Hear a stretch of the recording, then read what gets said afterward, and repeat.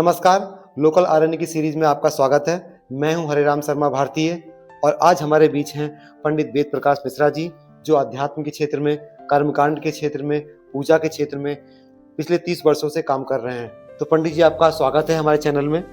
नमस्कार।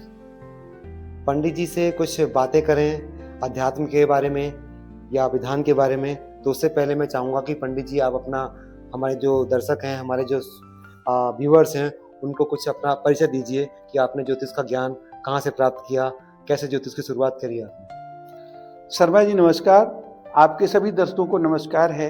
मैं वेद प्रकाश मिश्रा सुल्तानपुर जिले से रहने वाला हूँ। अयोध्या में मेरी पढ़ाई लिखाई हुई थी। संस्कृत पाठशाला में गुरु जी के यहाँ मैंने अपनी पढ़ाई लिखाई किया और गुरु जी के ही आशीर्वाद से मुझे ये कर्मकांड सीखने की रुचि मिली और गुरु जी का ही आशीर्वाद मिला, जिससे मैं इस कर्मकांड में आगे बढ़ा और रुचि रखने लगा, कर्मकांड करने लगा। और उसके बाद फिर मैंने इस कर्मकांड की भूमिका निभाने लगा। लोगों के यहाँ जाकर के अपना संस्कार जितने हैं, कथा, भागवत, रामायण, इन सब चीज़ों में करने लगा। उसके बाद आज आपसे मुलाकात हुई और आप जो है परिचय ले रहे हैं। पंडित जी, बसंत पंचमी का समय है, बसंत पंचमी निकट आ गई है और जो सनातन धर्म को मानने वाले हैं वो पूजा करना चाहते हैं। मैंने देखा है कि अक्सर लोग मंदिर में ऐसे ही बैठ जाते हैं, कोई नियम तो पालन करते ही नहीं हैं। तो पूजा की विधि क्या है, या पीछा पूजा करने का कोई तरीका होता होगा मेरे हिसाब से, कि जो पूजा में किस तरह से बैठना है, किस तरह की स्तुति करनी है, किस तरह से करना है, तो उसके बारे में थोड़ा सा आप प्रकाश डालिए। शर्मा जी, हर सनातन धर्मी जो है अपने घर में पूजा करता है और किसी ना किसी इष्ट की पूजा करता है, सब मानते हैं। और पूजा जो है, लेकिन नियम ना जानने की वजह से वो पूजा जो है उनको फलदायी नहीं होती है। जैसे पूजा के कुछ नियम होते हैं, उस नियम को अगर वो उस पर शास्त्र के नियम से नहीं चलेगा, शास्त्र के नियम से पूजा नहीं करेगा, तो उसका लाभ नहीं मिलेगा। जैसे राख में कोई हवन करे तो हवन जलेगी नहीं, उसी तरीके से पूजा करने के लिए जो विधान बताए गए हैं, अगर उस विधान से कोई पूजा नहीं करेगा तो वो फलदायी नहीं होती है। कुछ विधान हैं अपने शास्त्र में जो बताए गए हैं, जिसमें पहला है टूटे चावल नहीं चढ़ाने चाहिए। अगर हम भगवान की पूजा कर रहे हैं तो टूटे चावल नहीं चढ़ाने चाहिए, साबुत चावल ही होने चाहिए, जिसको हम अक्षत बोलते हैं, उसको चढ़ाना चाहिए। दूसरी चीज है, घर के मंदिर में, जहां आपने मंदिर बनाया है, घर के मंदिर में टूटी हुई मूर्ति नहीं रखनी चाहिए।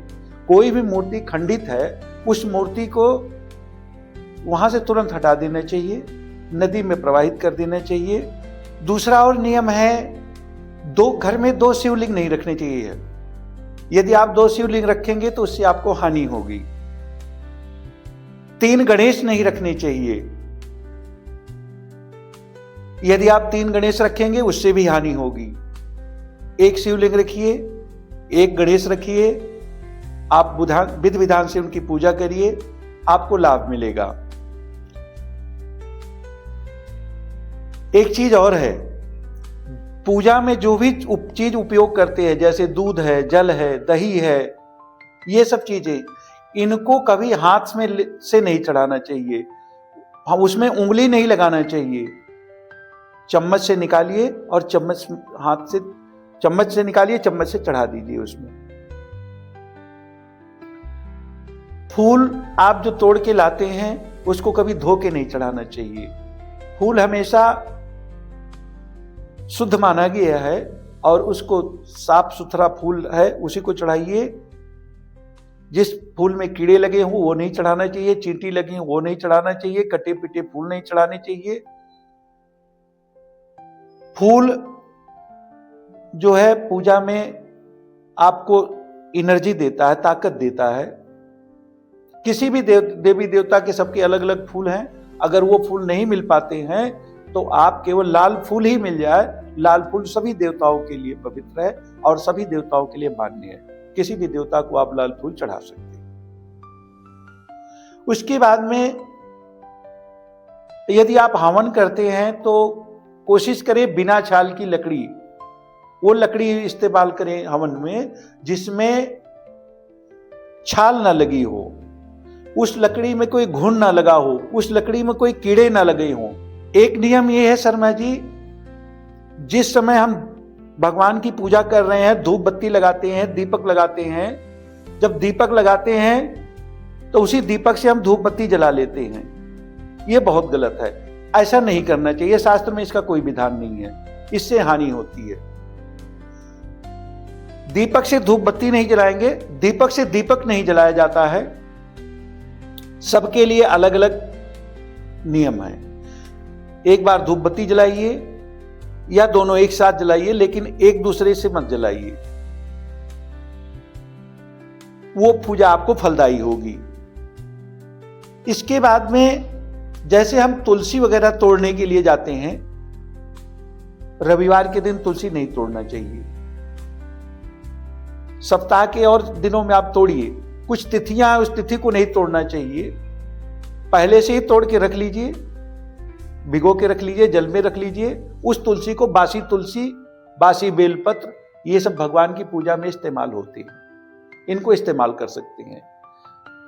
फूल है, फूल माली के यहाँ का पवित्र होता है। अगर आप फूल तोड़ करके अपने घर में रख लें कि दूसरे दिन चढ़ाएंगे, वो फूल नहीं चढ़ाया जाता है, भगवान उसको नहीं मानते हैं, वो बासी हो जाता है। माली के यहाँ का फूल जो है वो शुद्ध माना जाता है। वो भले यहाँ माली के यहाँ 2 दिन रखा हो या 3 दिन रखा हो, उसका कोई मतलब नहीं। लेकिन माली के यहाँ से आप खरीद के ला रहे हैं फूल, या माली दे जाता है आपको, तो उस फूल को आप इस्तेमाल कर सकते हैं, भगवान को चढ़ा सकते हैं। पंडित जी, आपका पॉडकास्ट करते करते करते मेरे मस्तिष्क में एक सवाल आया। जी।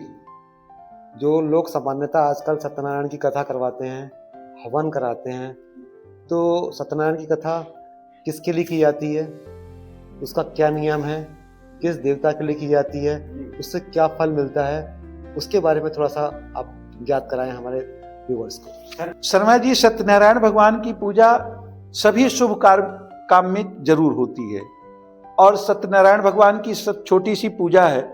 सभी पूजा में सबसे छोटी पूजा सत्यनारायण भगवान की ही है, और सत्यनारायण भगवान को विष्णु भगवान का रूप माना जाता है। विष्णु भगवान की वही सत्यनारायण भगवान कहा जाता है।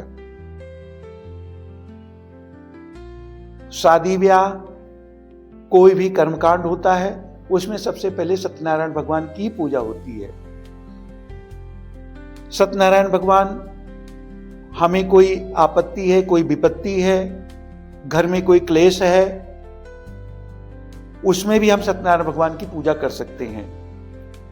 कोई भी दिक्कत नहीं है, हमें कोई भी परेशानी नहीं है, भगवान को प्रसन्न करने के लिए हम तब भी सत्यनारायण भगवान की पूजा कर सकते हैं। मिश्रा जी, मैं आपसे अब जानना चाहूँगा कि सामान्यतः लोग घर में हवन करते हैं या सुंदरकांड का पाठ करते हैं, तो उसमें एक हवन की विधि होती है। मैंने देखा है कि लोग बैठ जाते हैं चारों तरफ और कुछ उनके थाली में कुछ प्रसाद होता है, उसको डालते हैं, अर्पित करते हैं अग्निदेव को। तो वो हवन के बारे में बताइए कि हवन क्या होता है, हवन के लाभ क्या होते हैं। शर्मा जी, हवन जो है ये शुद्धिकरण के लिए किया जाता है। तिल, चावल, जौ, गुड़ या शक्कर, ये देसी घी में मिला करके इकट्ठा करके उसमें हवन सामग्री जो आजकल बनी हुई आती हैं, पैकेट में रहती हैं, उनको सामग्रियां, कई जड़ी बूटियां होती हैं, उनको औषधियां होती हैं, उनको मिला करके हवन सामग्री बनाया जाता है। अग्निदेव को अर्पित किया जाता है। अग्निदेव भगवान का, अग्नि जो है भगवान के मुख का रूप बताया गया है, तो उस अग्नि के माध्यम से उसको भगवान तक पहुंचाया जाता है। हवन से वातावरण शुद्ध होता है वहां का, हमें एक नई एनर्जी मिलती है। इसलिए सभी कर्मकांडों में आपके घर सत्यनारायण भगवान की कथा हो रही है तब भी हवन किया जाएगा, शादी ब्याह है तब भी हवन किया जाएगा, रामायण है भागवत है उसमें भी हवन किया जाता है। हवन से वातावरण बिल्कुल शुद्ध हो जाता है, हमारे मन को एक नए कार्य करने की एक नई ऊर्जा मिलती है। साल भर में 2 नवरात्र आते हैं, नवरात्रों में हवन लोग कराते हैं, उससे जो है एनर्जी मिलती है, एक नई ऊर्जा मिलती है। अब मैं मिश्रा जी से ये जानना चाहूँगा कि माघ का महीना चल रहा है, लोग गंगा स्नान करने हरिद्वार पहुँचते हैं, गंगा तट पर पहुँचते हैं, तो जो स्नान करने का आखिर में महत्व क्या है, उसके बारे में कुछ हमारे व्यूवर्स को बताएं। मैं जी, गंगा स्नान जो है ये स्नान तो घर में भी हम करते हैं। स्नान से शरीर स्वस्थ रहता है, हमें पुण्य मिलता है। माघ का महीना बहुत पवित्र महीना माना गया है। प्रयाग में लोग जाते हैं गंगा स्नान करने के लिए, संगम है वहां पर, तीनों नदियों का, गंगा जमुना सरस्वती का स्थान है, वहां पर दोनों इकट्ठा होती हैं। वहां प्रयाग में कुंभ लगता है, लोग वहां भी जाते हैं स्नान करने के लिए। कुछ लोग हैं वहां जाकर के 1 महीने तक पूरे माघ वहां रुकते हैं। वो जाकर के सुबह घर वहीं कुटी बना के रहते हैं, वहीं उठते हैं, वहीं जाते हैं, स्नान करते हैं, स्नान करके फिर आते हैं, दिन भर भगवान का भजन करते हैं। गंगा स्नान से मोक्ष मिलता है लोगों को। जो गंगा स्नान करते हैं उनके सारे पाप दूर हो जाते हैं, अनेक अनेक प्रकार के उनके पुण्य मिलते हैं। तीर्थ में अगर कोई नहीं जा पा रहा है तो अपने घर में भी थोड़ा सा गंगा जल डाल करके पूरे माघ भर नहा ले, उसी गंगा जल का ही लाभ मिलता है, गंगा स्नान का ही लाभ मिलता है उसे। और इस जन्म में सारे सुखों को भोगते हुए अंत काल में मोक्ष को प्राप्त करता है। गंगा की बहुत बड़ी महिमा कही गई है। गंगा स्नान से बहुत बड़ा लाभ मिलता है।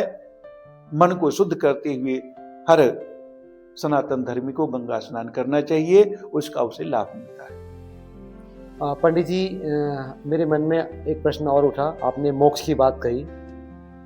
जब इंसान धरती छोड़कर जाता है तो उसको स्वर्ग में स्थान मिला कि नहीं मिला, उसे मोक्ष मिला कि नहीं मिला। तो मैंने सुना है कि गया तीर्थ में पिंडदान करने से या प्रेतशिला जो बनाई गई है वहाँ पे कुछ पिंडदान करने से जो इंसान है जो छोड़ के चला गया धरती छोड़ करके, उसको मोक्ष की प्राप्ति होती है। तो इस विषय में थोड़ा आप जरा बताएं, अपना दृष्टांत रखें। शर्मा जी, अच्छा प्रश्न किया आपने। मोक्ष हर मनुष्य चाहता है कि हमें मोक्ष मिल जाए, लेकिन उसके लिए कर्म नहीं करता है। कर्म करना चाहिए, जब तक कर्म नहीं करेंगे तब तक मोक्ष नहीं मिलेगा। गया तीर्थ एक ऐसा तीर्थ है, अपने पितरों को मोक्ष दिलाने के लिए गया तीर्थ में जाकर के श्राद्ध करें, माता पिता का गया तीर्थ में जाकर के श्राद्ध करें, माता पिता आपको मोक्ष, आपके माता पिता को मोक्ष मिल जाएगा। कुछ जिनकी साधारण मृत्यु होती है वो जाकर के गया में श्राद्ध करते हैं। कुछ लोग हैं जैसे अकाल मृत्यु है, किसी को सांप ने काट लिया या कोई अपने स्वयं अपने फांसी लगा के मर गया, जहर खा के मर गया, इस तरीके की जो अकाल मृत्यु जिनकी होती है, एक्सीडेंट में कोई खत्म हो जाता है, अपनी आयु से पहले ही जो खत्म हो जाते हैं, उनको उनके मोक्ष के लिए वो प्रेत बन जाते हैं। उन प्रेत के मोक्ष के लिए वही गया तीर्थ के पास ही तक्षशिला है, प्रेतशिला जिसको बोलते हैं, वही प्रेतशिला में जाकर के वो उनका भी पिंडदान किया जाता है। और उनको जब उनका वहां प्रेतशिला में पिंडदान होता है तो उनको प्रेत योनि से मुक्ति मिल जाती है और वो भी मोक्ष को प्राप्त हो जाते हैं। ये था हमारा अध्यात्म का विषय, जिसमें हमारे साथ पंडित वेद प्रकाश मिश्रा जी सम्मिलित हुए। उन्होंने हमें पूजा करने के नियम बताए, हवन के नियम बताए, सत्यनारायण की कथा का नियम बताया और आखिर में उन्होंने ये भी बताया कि जब इंसान धरती छोड़ के जाता है तो उसको मोक्ष मिलता है, किस तरह से मिलता है, गया तीर्थ क्या है, प्रेतशिला तीर्थ क्या है। तो अब हम वीडियो को, अपने पॉडकास्ट को विराम देते हैं। अगर हमारी पॉडकास्ट आपको अच्छी लगी हुई हो, अगर आपको कोई इससे जानकारी मिली हो तो हमारे पॉडकास्ट को आप लाइक करें, हमारे चैनल को सब्सक्राइब करें और साथ ही साथ हमारी जो वीडियो है इसको सभी मित्रों के साथ शेयर करें ताकि ये सब जानकारी सभी मित्रों के आसानी से मिलती रहे। तो पंडित जी आपका बहुत बहुत धन्यवाद। बहुत बहुत धन्यवाद। आप हमारे चैनल पर आए और आपने हमारे व्यूवर्स को बहुत अच्छा ज्ञान प्रदान किया। तो चलिए मिलते हैं अब अगले वीडियो में अगली जानकारी के साथ। तब तक के लिए नमस्कार।